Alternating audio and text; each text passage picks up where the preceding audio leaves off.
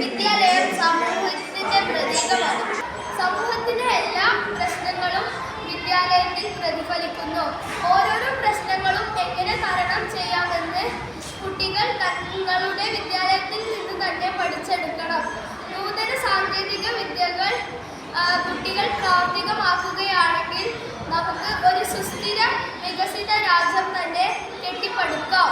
പരിസ്ഥിതി സൗഹൃദ സ്മാർട്ട് വിദ്യാലയം എന്ന പദ്ധതിയാണ് ഞങ്ങളിവിടെ പ്രദർശിപ്പിക്കുന്നത്. ഇത് ഞങ്ങളുടെ സ്വന്തം വിദ്യാലയമാണ്. 44 നദികളും മറ്റു നീരുറവുകളും കൊണ്ട് സമ്പൽ സമൃദ്ധിയാണെങ്കിലും വേനൽക്കാലങ്ങളിൽ ജലക്ഷാമം രൂക്ഷമാണ്.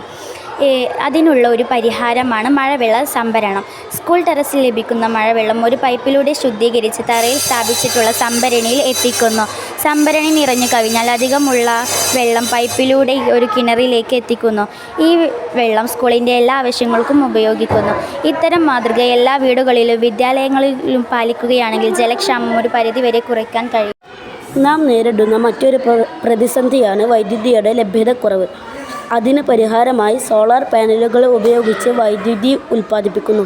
ഇത് സ്കൂളിൻ്റെ എല്ലാവിധ ആവശ്യങ്ങൾക്കും ഉപയോഗിക്കും. സ്കൂളിൻ്റെ വളരെ അടുത്താണ് മെയിൻ റോഡ് ഉള്ളത്. അപകട സാധ്യത കുറയ്ക്കുന്നതിന് വേണ്ടി ഓട്ടോമാറ്റിക് ട്രാഫിക് സംവിധാനം സ്ഥാപിച്ചിട്ടുണ്ട്.